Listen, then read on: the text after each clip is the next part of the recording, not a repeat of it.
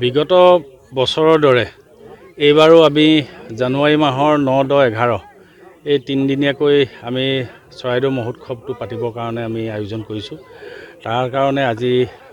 লাই খুঁটা স্থাপন কৰা হ'ল আৰু এই চৰাইদেউ মহোৎসৱটোৰ আমি 2015 চনৰ পৰা আমি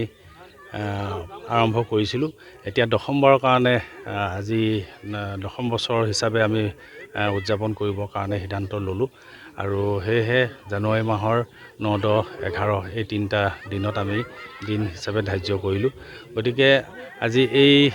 মহোৎসৱটোত সকলো জাতি জনগোষ্ঠী ধৰ্মাৱলম্বী লোকৰ লগতে আমাৰ বিভিন্ন দল সংগঠন সাংবাদিক বন্ধুসকল সকলোৱে সহযোগিতা সকলোৱে আমি পাই আহিছোঁ আৰু এইবাৰো আমি তেনেধৰণে আমি সকলোৱে সহযোগিতা কামনা কৰিছোঁ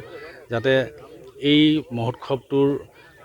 বহুল প্ৰচাৰৰ কাৰণে বিশেষকৈ সাংবাদিক বন্ধুসকল অতি প্ৰয়োজন। গতিকে তেখেতসকলৰ যোগেদি আমি আশা কৰিছোঁ আমাৰ এই চৰাইদেউ মহোৎসৱে অন্ততঃ অসমৰ লগতে সমগ্ৰ বিশ্বত যিহেতু বিশ্ব ঐতিহ্য ক্ষেত্ৰ হোৱাৰ কাৰণে আমাৰ চৰাইদেউ মহোৎসৱৰ এটা খোজ অন্ততঃ চৰাইদেউ মহোৎসৱে আগবঢ়াই দিছিল। গতিকে এই চৰাইদেউ মহোৎসৱটো আমি আজীৱন জীয়াই ৰাখিবলৈ আমি চেষ্টা কৰিছোঁ আৰু সেয়েহে আজি 10ম বছৰৰ কাৰণে আজি অনুষ্ঠিত কৰিছোঁ। ভৱিষ্যত আমি এই চৰাইদেউ মহোৎসৱ আমি জীয়াই ৰাখিব লাগিব যাতে এই চৰাইদেউ মহোৎসৱৰ জৰিয়তে এই অঞ্চলটো বিভিন্ন ঠাইত বিভিন্ন ধৰণৰ মহোৎসৱ হৈ আহিছে পাতি আহিছে, কিন্তু এই চৰাইদেউ মহোৎসৱটো এটা তাৎপৰ্য আছে আপোনালোকে সকলোৱে জানে। গতিকে চৰাইদেউ মহোৎসৱ মানে এই অঞ্চলটোৰ চৰাইদেউ নামেৰে কিয় হ'ল আৰু এই চৰাইদেউ যে আমাৰ প্ৰথম অসমৰ বৰভেটি আছিল, প্ৰথম ৰাজধানী আছিল, স্থায়ী ৰাজধানী আছিল আৰু সেইসকলৰ সমাধিস্থলীয়ে এই চৰাইদেউ অঞ্চল, মৈদাম অঞ্চল আৰু এই অঞ্চলেই আজি বিশ্ব ঐতিহ্য ক্ষেত্ৰ স্বীকৃতি পালে। যোৱা বছৰ 24 চনৰ জুলাই মাহৰ 26 তাৰিখৰ দিনাখন আমাৰ ইউনেস্কোই আমাৰ বিশ্ব ঐতিহ্য ক্ষেত্ৰ হিচাপে সাংস্কৃতিক জগতখনত প্ৰথম উত্তৰ পূৰ্বাঞ্চলৰ প্ৰথম স্থায়ী হিচাপে আমাৰ বিশ্ব ঐতিহ্য ক্ষেত্ৰ দিলে। গতিকে আমি এই বিশ্ব ঐতিহ্য ক্ষেত্ৰখন আমি কেনেধৰণে আৰু ব্যয়বহুল কৰিব পাৰোঁ বা আৰু কেনেধৰণে বহলাব পাৰোঁ, কেনেধৰণে আমি সমগ্ৰ বিশ্বত আমি এই চৰাইদেউক প্ৰতিষ্ঠা কৰিব পাৰোঁ, গতিকে চিৰযুগমীয়া কৰিব পাৰোঁ, এই কথাখিনি আমি চিন্তা কৰিছোঁ যাতে যিসকলে 600 বছৰ ৰাজত্ব কৰিছিল আৰু যিসকলৰ প্ৰথম জনা পিতৃপুৰুষ চাওলুং চুকাফাই এই অঞ্চলতে চৰাইদেউতে প্ৰথম স্থায়ী ৰাজধানী পাতিছিল,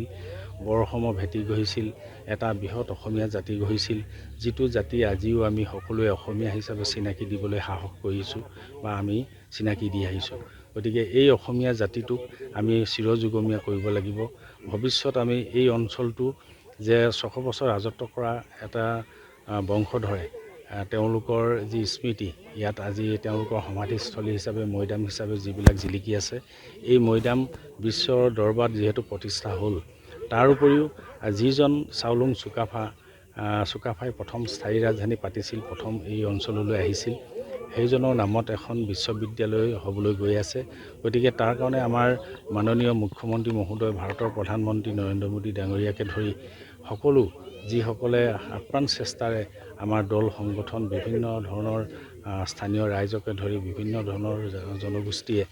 ইয়াত এখন যে বিশ্ববিদ্যালয় অতি প্ৰয়োজন আছিল, এই কথাখিনি যিহেতু সকলোৱে কামনা কৰিছিল আৰু সেইটো আমি পাবলৈ সক্ষম হৈছোঁ। আজি কিছুদিনৰ পাছত আমাৰ মাননীয় মুখ্যমন্ত্ৰী মহোদয়ে যিহেতু এই বিশ্ববিদ্যালয়খন স্থাপন কৰাৰ ক্ষেত্ৰত যিখিনি গুৰুত্ব দিলে, তাৰ কাৰণে আমাৰ এই বিশ্ববিদ্যালয়ে যিহেতু যেতিয়া স্থায়িত্ব পাব, সেই বিশ্ববিদ্যালয়খনো এটা আমাৰ